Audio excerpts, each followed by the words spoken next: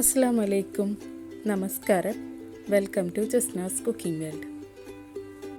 ഇന്നത്തെ റെസിപ്പി ഇലയടയുടെ റെസിപ്പിയാണ്. ഈസി ആയിട്ട് നമുക്ക് പെട്ടെന്ന് ഉണ്ടാക്കാൻ പറ്റിയൊരു നാടൻ പലഹാരമാണ്. ഞാനിതിപ്പോൾ ഗോതമ്പ് പൊടി വെച്ചിട്ടാണ് ചെയ്തിട്ടുള്ളത്. അപ്പോൾ നമുക്കതെങ്ങനെ ഉണ്ടാക്കുക നോക്കാം. അപ്പോൾ നമുക്ക് ഇലയട ഉണ്ടാക്കാനായിട്ട് ഞാൻ ആദ്യം 2 അച്ച് ശർക്കര എടുത്തിട്ടുണ്ട്. ഇത് നമുക്കൊന്ന് അലിയിച്ചെടുക്കാൻ വേണ്ടിയിട്ടാണ്. ഇനി ഇതിലേക്ക് ഞാൻ കുറച്ച് വെള്ളം ഒഴിച്ചു കൊടുക്കുന്നുണ്ട്. വളരെ കുറച്ച് ഒഴിച്ചാൽ മതി. ഞാനിപ്പോൾ 250 ml കപ്പിന് ഒരു 1/4 കപ്പ് വെള്ളം ഒഴിച്ചു കൊടുത്തിട്ടുണ്ട്. ഇനി നമുക്ക് ഗ്യാസ് ഓൺ ചെയ്തിട്ട് ഈ ശർക്കര ഒന്ന് അലിയിച്ചെടുക്കാം.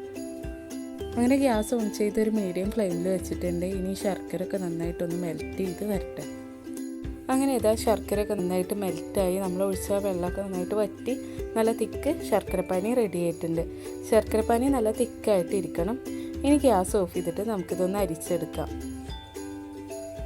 അങ്ങനെ ശർക്കരപ്പാനി ഞാൻ ഗ്യാസ് ഓഫ് ചെയ്ത ശേഷം ഒരു അരിപ്പയിലൂടെ ഒന്ന് അരിച്ചെടുത്തിട്ട് ഇതുപോലെ ഒരു കപ്പിലേക്ക് മാറ്റി വെച്ചിട്ടുണ്ട്. അരിച്ചെടുക്കുന്നത് നമ്മൾ അതിലെന്തെങ്കിലും കരടുണ്ടെങ്കിൽ അത് കളയാൻ വേണ്ടിയിട്ടാണ്. ഇനി നമുക്ക് വേണ്ടത് തേങ്ങയാണ്. ഞാനിപ്പോൾ ഒരു തേങ്ങ ചിരകിയതാണ് എടുത്തിട്ടുള്ളത്. ഇനി ഇതിലേക്ക് നമ്മൾ നേരത്തെ മെൽറ്റ് ചെയ്ത് വെച്ചാൽ നല്ല തിക്കായിട്ടുള്ള ശർക്കരപ്പാനി ഒഴിച്ചു കൊടുക്കാം. അങ്ങനെ ശർക്കരപ്പാനി ഇതിലേക്ക് ഒഴിച്ചു കൊടുത്തിട്ടുണ്ട്. ഞാൻ മൊത്തത്തിൽ ഒഴിച്ചു കൊടുത്തിട്ടുണ്ട്.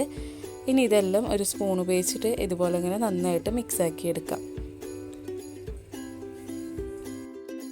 അങ്ങനെ തേങ്ങയും ശർക്കരയും ഒരു സ്പൂൺ ഉപയോഗിച്ചിട്ട് നന്നായിട്ട് മിക്സാക്കി വെച്ചിട്ടുണ്ട്. ഇനി നമുക്കിതൊരു സൈഡിലേക്ക് മാറ്റി വെച്ച ശേഷം അടയിലേക്ക് വേണ്ട മാവ് റെഡിയാക്കാം. അപ്പോൾ അടയ്ക്ക് വേണ്ട മാവ് റെഡിയാക്കാനായിട്ട് ഞാനൊരു ബൗളിലേക്ക് 250 ml കപ്പിന് 2 കപ്പ് ഗോതമ്പ് പൊടി ഇട്ട് കൊടുത്തിട്ടുണ്ട്. പിന്നെ ഞാനിതിലേക്ക് 250 ml കപ്പിന് 1/2 കപ്പ് അരിപ്പൊടി കൂടെ ഇട്ട് കൊടുത്തിട്ടുണ്ട്. ആവശ്യത്തിനുള്ള ഉപ്പ് കൂടെ ഇടാം. അതുപോലെ 1 ടേബിൾ സ്പൂൺ പഞ്ചസാര കൂടെ ചേർത്ത് കൊടുത്തിട്ടുണ്ട്. ഇനി ഇതെല്ലാം ഒരു സ്പൂൺ ഉപയോഗിച്ചിട്ട് ഇതുപോലെ ഇങ്ങനെ മിക്സാക്കി കൊടുക്കാം. അങ്ങനെ ഇതെല്ലാം നന്നായിട്ടൊന്ന് മിക്സാക്കിയ ശേഷം ഇതിലേക്ക് വെള്ളം ഒഴിച്ചിട്ട് മാവൊന്ന് കലക്കിയെടുക്കുന്നുണ്ട്. നല്ല കട്ടിയിലായിട്ട് വേണം മാവ് കലക്കിയെടുക്കാൻ. സാധാരണ വെള്ളമാണ്, പച്ചവെള്ളമാണ് ഒഴിച്ചിട്ടുള്ളത്, ചുടുവെള്ളം ഒന്നല്ല. എന്നിട്ട് ഇതുപോലെ ഒന്ന് സ്പൂൺ ഉപയോഗിച്ച് നന്നായിട്ട് മിക്സാക്കി ആവശ്യത്തിനുള്ള വെള്ളം ഒഴിച്ചിട്ട് ഒന്ന് കലക്കിയെടുക്കാം. കുറച്ചുകൂടെ വെള്ളം ഒഴിച്ചു കൊടുക്കുന്നുണ്ട്.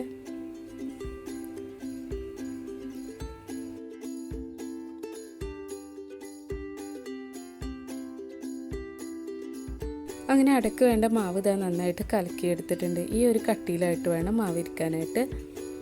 എന്നാലേ നല്ല കറക്റ്റായിട്ട് അട റെഡിയാക്കി എടുക്കാൻ പറ്റുക. അപ്പോൾ ഇനി നമുക്ക് അട എങ്ങനെ റെഡിയാക്കാൻ നോക്കാം.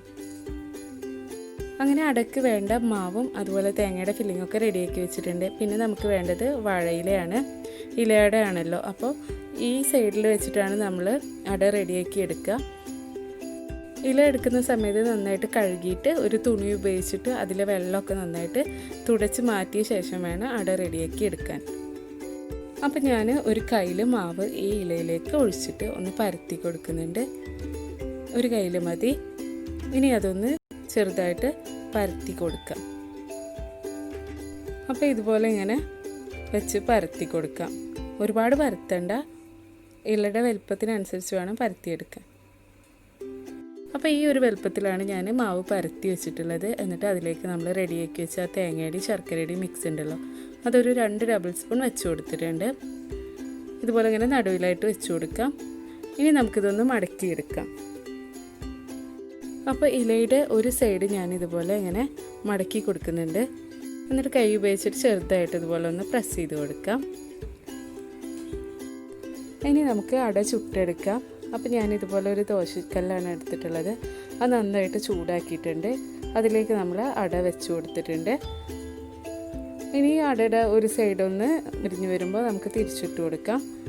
മീഡിയം ഫ്ലെയിമിൽ വെച്ചിട്ട് വേണം റെഡിയാക്കി എടുക്കാനായിട്ട്. ഇപ്പം ഞാൻ അടയുടെ ഒരു സൈഡൊന്ന് തിരിച്ചിട്ട് കൊടുക്കുന്നുണ്ട്. ചെറുതായിട്ട് ഇതാ ഒന്ന് മുരിഞ്ഞ് വന്നിട്ടുണ്ട്. ഒന്നുകൂടെ മുരിയാനുണ്ട്. അപ്പോൾ നമുക്ക് കുറച്ച് കഴിഞ്ഞിട്ട് വീണ്ടും ഒന്ന് തിരിച്ചിട്ട് കൊടുക്കാം. അങ്ങനെ ഞാൻ അട വീണ്ടും ഒന്ന് തിരിച്ചിട്ട് കൊടുത്തിട്ടുണ്ട്. ഇപ്പോൾ അടയുടെ ഒരു സൈഡ് നന്നായിട്ട് മുരിഞ്ഞ് വന്നിട്ടുണ്ട്. ഇല ഈ ഒരു കളറായാൽ അട നന്നായിട്ട് മുരിഞ്ഞിട്ടുണ്ടാവും. അപ്പോൾ ഇതുപോലെ തന്നെ മറ്റേ ഭാഗവും വേവിച്ചെടുക്കാം. അങ്ങനെ അട ഇതാ 2 സൈഡും നന്നായിട്ട് മുരിഞ്ഞ് വെന്ത് വന്നിട്ടുണ്ട്. ഈ ഒരു കളറായി വന്നിട്ടുണ്ട്. ഇനി നമുക്കിതെടുത്ത് മാറ്റിയിട്ട് ബാക്കിയുള്ളത് ഇതുപോലെ തന്നെ ഉണ്ടാക്കിയെടുക്കാം. അപ്പോൾ ഇതുപോലെ തന്നെ ഞാൻ ബാക്കിയുള്ള ഇലയടയും റെഡിയാക്കി എടുക്കുന്നുണ്ട്. നമ്മൾ മീഡിയം ഫ്ലെയിമിൽ വെച്ചിട്ട് വേണം റെഡിയാക്കി എടുക്കാൻ. അങ്ങനെ ഞാൻ എല്ലാ അടയും ഉണ്ടാക്കിയെടുത്തിട്ടുണ്ട്. അപ്പോൾ നിങ്ങൾ ഈ രീതിയിൽ ഇലയട ഉണ്ടാക്കിയിട്ടില്ലെങ്കിൽ ഒന്ന് ട്രൈ ചെയ്യുക.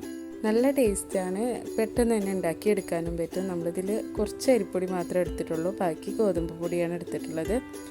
അപ്പോൾ എല്ലാവരും ട്രൈ ചെയ്ത് നോക്കുക. അതുപോലെ വീഡിയോ ഇഷ്ടമാവുകയാണെങ്കിൽ ലൈക്ക് ചെയ്യുക, ഷെയർ ചെയ്യുക, സബ്സ്ക്രൈബ് ചെയ്യാത്തവരുണ്ടെങ്കിൽ സബ്സ്ക്രൈബും കൂടെ ചെയ്യുക. ഇൻഷാ അല്ലാഹ് വേറൊരു വീഡിയോ ആയിട്ട് വീണ്ടും കാണാം.